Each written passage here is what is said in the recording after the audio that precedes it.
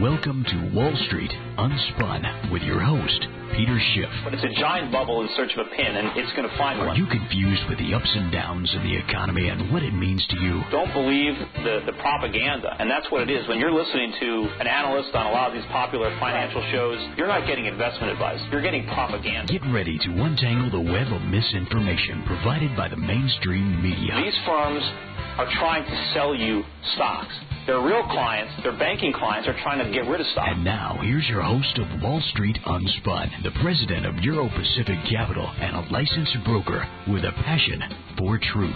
It's Wall Street Unspun with Peter Schiff.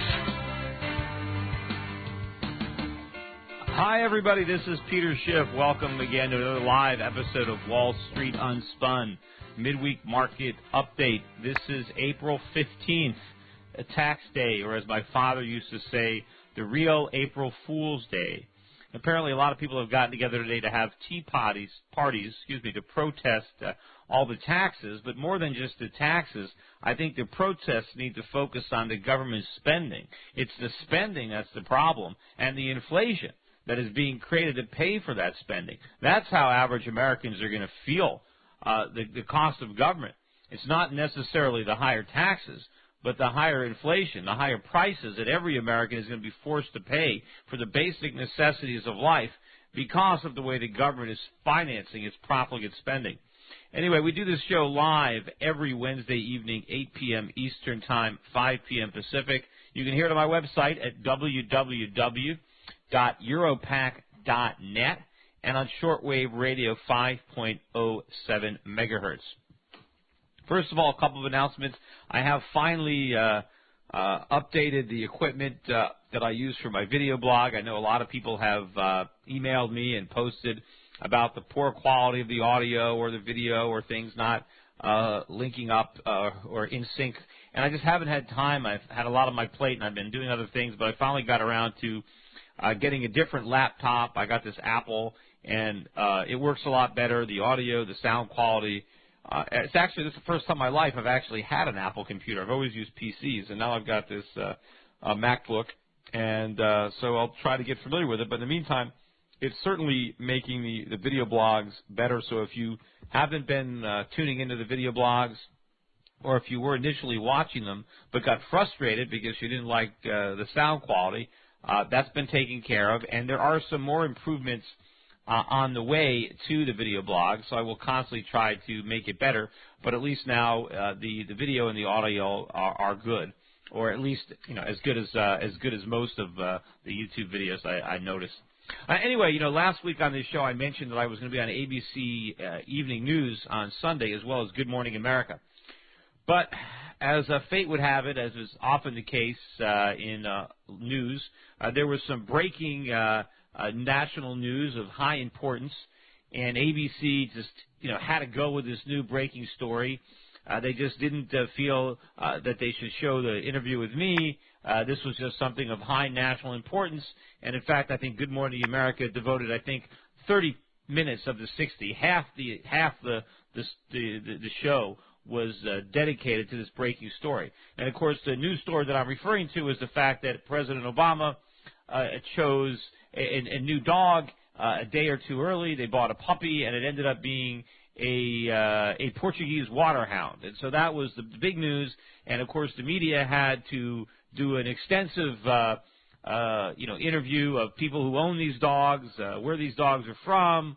They had to talk about why the president got this dog. He got it from Teddy Kennedy. Why they didn't go to the pound and adopt a dog, but of course they feel bad about not adopting a dog, so the president is going to be donating some money to, I guess, the Humane Society to make up for the fact that he got this dog, for free. I'm sure that Teddy Kennedy didn't charge him. He probably gave it to him. But anyway, what they're telling me down at ABC is they might run it again this coming weekend. Whether it's Saturday or Sunday, I'm not positive. But we'll see. Hopefully they will resurrect it, and hopefully the story will have a slightly better spin than the web version, because ABC on their website posted a story called "Pessimism Porn?" and interviewed me and another guy and basically said, is this pessimism porn? Now, I think ABC got a bit of a bad rap. I know there were a lot of negative comments on their site, basically accusing them of, slandering me or doing a hit job, and it really wasn't. And they didn't come up with pessimism porn. I think what happened is somebody else at some other newspaper came up with this pessimism porn. And so he tried to do a story on, well, is there pessimism porn or, is this? And so it wasn't pessimism porn, period. It was a question mark. And basically he's saying, well, is this true? Is this really a pessimism porn?